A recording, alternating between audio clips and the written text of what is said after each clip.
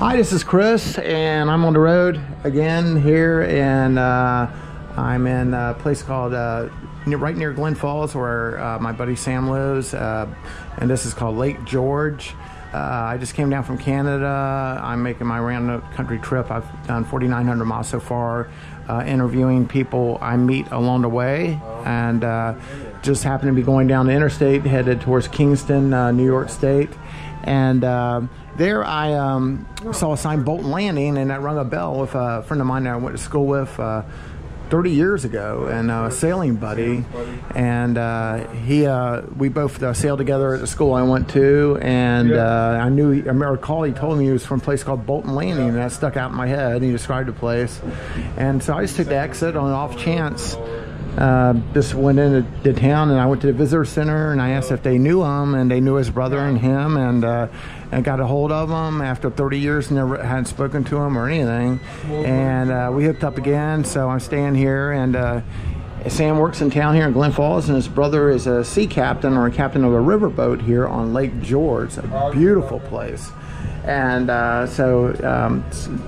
got up here today, got on board here, got a free ride, which is always nice when you're on the road, and beautiful area, great folks, and I got two captains up here, Ed, Sam's brother right here, and then Andy, and they do this riverboat ride 3 times a day, and up here on Lake George, and real great folks. And this is I can't think of a better job to have. It's such a beautiful setting around here. But anyway, Ed, so how long have you been doing this, sir? About 32 years I've been on the lake. I've been about 12 years with the Adirondac, and I started as a park ranger on the lake. And that's when I met Andy. Andy worked with me for the state. About 22 years ago at least. So park ranger to sea captain. Yeah. You have those are 2 fantastic outdoor jobs. Oh yeah. It's on the lake. This is the best office in the world. It's so beautiful. There's a nice breeze up here today, and it's nice and cool up here. And it's hard to see with my GoPro. You don't think we get a really good depiction of it, but this whole place is very mountainous, green. And how big is this lake? 32 miles long, has a width of 1.5 to almost 3 miles, making it the largest lake in the entire Adirondac State Park. And the Adirondac State Park consists of 6.5 million acres. Whew. Wow, that is enormous. And there's a big logging industry here too, because Sam was showing me the mill in town, and that's like was an industry back in the day. It was back in the day, but they still make paper at Glens Falls, and they still do logging. Most of it's north of us and west of us that they get the logs from, but this is forever wild, so there'll be no trees taken down here in the Adirondac State Park. Okay, right down the road I saw the cave from the book Last of the Mohicans, and we just passed the place you mentioned, the author of the Last of the Mohicans. Cooper's Cave. Cooper's Cave. Yeah. And what was that mansion back there that we passed had to do with him? You kind of mentioned it on the tour. Or is there any history right around the lake regarding this author? It was named. It was Cooper's Point, which was named after him. He was the author of The Last of the Mohicans, and it was a fictitious story about Fort William Henry here on Lake George and Fort Edward, about 15 miles to the south. Yeah, last night I actually had opportunity to go down across the bridge, and I stood right over Cooper's Cave, got a good eyeball of it, and then they also got a picture of it from the book and how it's depicted. An interesting place here, and it's really, really a fascinating place. There are folks around here enjoying it, taking a trip. And how many islands, you were mentioning earlier here, Andy, how many islands they got on this lake? 178, something like that. Wow. 150 of them are available to the public forever. It's some forever wild, some picnicking, some camping.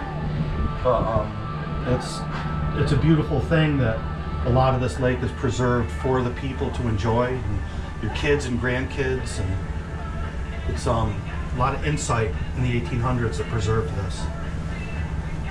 Wow. So is this like a national or state park, or how's that protected? Like Ed mentioned, this is the Adirondac Park. Oh, so it's part of the Adirondac National Park. Yeah. It is, and this lake is called the Jewel of the Adirondacks.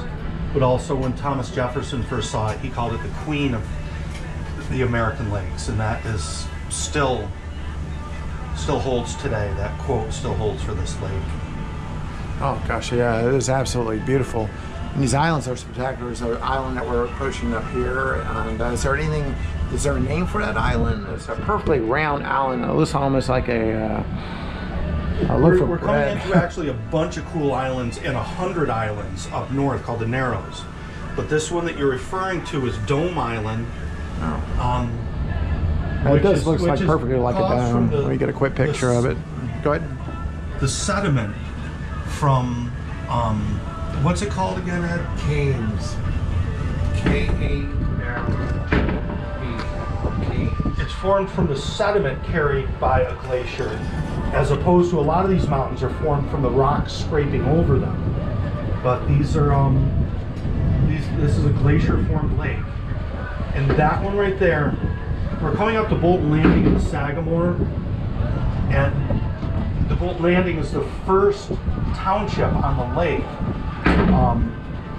1799 it was incorporated, but the view from Bolton out across into there's some of the forever wilds here that you can see.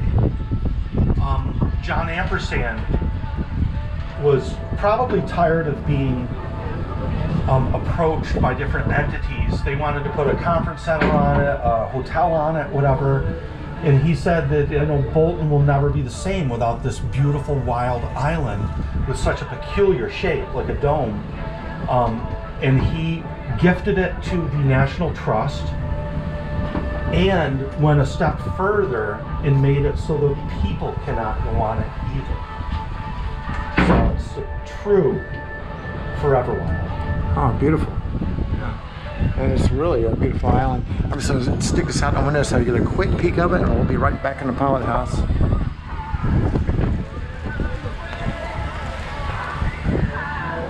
There we go. Wow, it's amazing.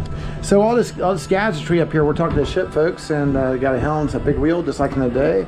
And nothing looks to be really computerized up here. How old is this, the Adirondac, the riverboat that we're on? Built in 2004. And so you got just a real regular compass here and a helm.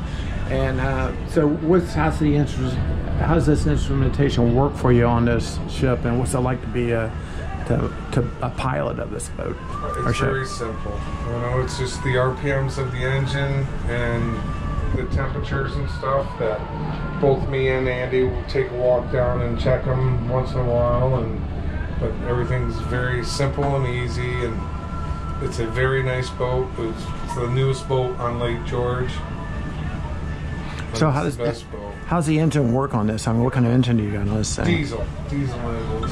So you do have an engine room, you got engineers aboard that maintain it and keep everything going? Yeah, it's like we've got 3 level folks who are on the upper level. They got 3 levels, 2 levels below, like a dining room, and there's a deck, 2 decks, above deck and a middle deck where you can sit outside, and people can really enjoy it. If you ever get up in this area, you got to see this place. It's really, really spectacular.